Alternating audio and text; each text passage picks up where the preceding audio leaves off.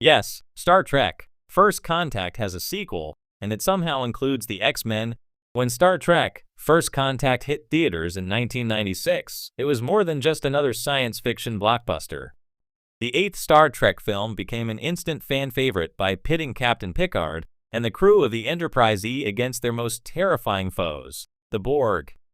With time travel, a brilliantly cold villain in Alice Krige Borg Queen, and Patrick Stewart delivering some of his most Shakespearean rage, it was everything fans could want from a next-generation movie.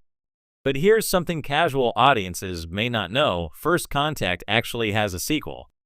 And in the most wonderfully strange twist, that sequel also involves the X-Men. Not on screen, mind you, but in a 1998 crossover comic book miniseries published by Marvel Comics and Paramount. It was called Star Trek: The Next Generation / X-Men, Second Contact, and yes, the title was a deliberate play on First Contact. This wild, pulpy story exists in that uniquely 1990s comic space where publishers were far more willing to mash together major franchises just to see what would happen. And what happened was a piece of pop culture so bizarre, so improbable, and yet so much fun, that it remains one of the strangest sequels in Star Trek history.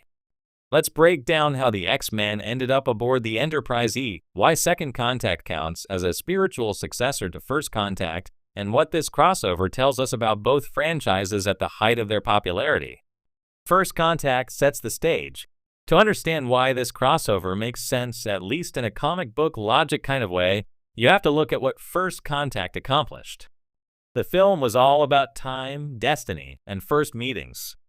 The Enterprise E traveled back to the 21st century to ensure humanity's first contact with the Vulcans happened as history intended.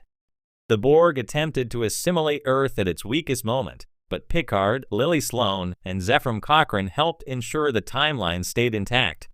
Thematically, the story was about the power of connections across divides, between species, between centuries, even between humans and their own future selves. So how do the X-Men fit into all this? Well, at their core, the X-Men stories are also about connection, destiny, and survival in a world that fears change.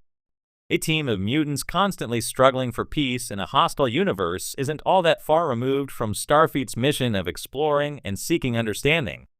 Both groups fight assimilation, Picard against the Borg, the X-Men against a world that would rather exterminate or control mutants. Thematically, the overlap works surprisingly well.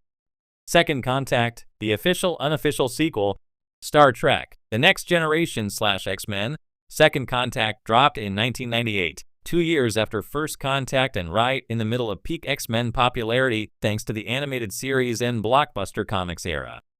The story begins in a way that feels immediately Trek-like. The Enterprise detects a strange rift in spacetime. Naturally, instead of a new alien race, what emerges is something far stranger: the X-Men themselves, teleported across universes into the Star Trek timeline. The Enterprise crew isn't quite sure what to make of them. You've got Cyclops, Storm, Wolverine, Beast, and even Jean Grey suddenly standing on the bridge of Picard's ship. But before anyone can start asking about mutant registration, another familiar face re-emerges: the Borg Queen. That's right, the comic directly positions itself as a sequel to First Contact by resurrecting the Borg Queen as the primary antagonist. Somehow, she's survived her apparent destruction at the end of the film and has devised a new plan to merge realities together. Her ultimate goal? To assimilate the X-Men's universe as well as the Federation's. This makes Second Contact both a crossover and a direct continuation of the Borg storyline, something no later Star Trek movie dared to do. In fact, if you're looking for the real First Contact sequel, it's not Insurrection or Nemesis, it's this comic book oddity. When Picard met Professor X, the most meta element of this crossover is, of course, Patrick Stewart.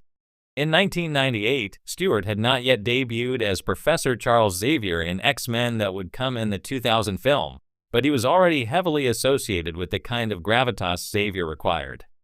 Reading this comic now feels almost like a prelude to Stewart's dual pop culture dominance.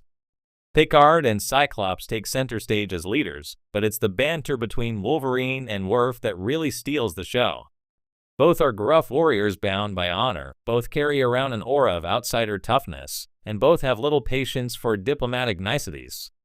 In one memorable moment, Wolverine calls Worf Big Guy, while Worf simply mutters that Logan is almost Klingon.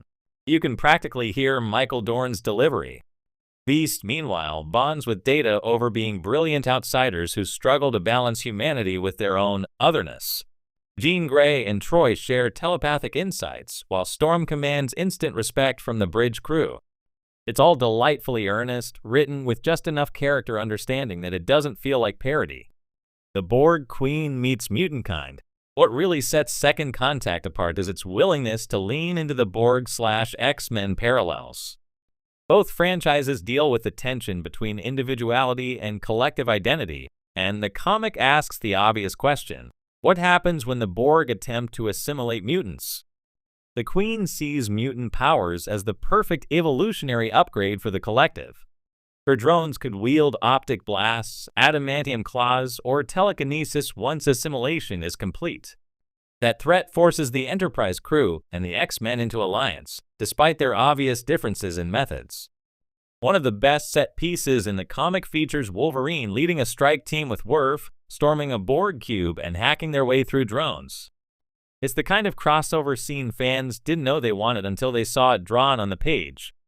And in true Star Trek fashion, the resolution doesn't come purely through brute force, but through a combination of tactical brilliance Cyclops and Riker coordinating attacks, scientific ingenuity Beast and Geordi working together, and philosophical determination Picard and Jean Grey resisting the Queen's mental influence. A comic that could only exist in the 1990s, part of what makes Second Contact so fascinating is that it's a product of its time.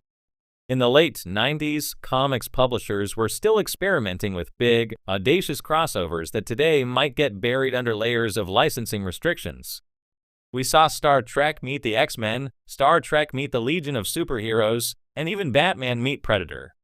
The art style of Second Contact is very much X-Men 90s excess, with bulging muscles, dramatic poses, and splashy double-page spreads. But the tone is surprisingly respectful of Star Trek's slower, more cerebral style. The balance makes it feel less like a gimmick and more like a genuine love letter to both fandoms. Why it still matters. So why should fans of First Contact care about this strange sequel? For one, it shows how influential the film was, so influential that Marvel and Paramount wanted to directly build upon it in a comic book crossover. The Borg Queen had become iconic, Picard's trauma with assimilation had struck a chord, and the imagery of resistance against overwhelming conformity resonated far beyond Star Trek. It also demonstrates the weird magic that happens when you let two fan cultures collide. The X-Men were all about finding strength in diversity. Star Trek was all about seeking new life and new civilizations. Putting those two philosophies together produced a story that was pulpy but thematically consistent. And in retrospect,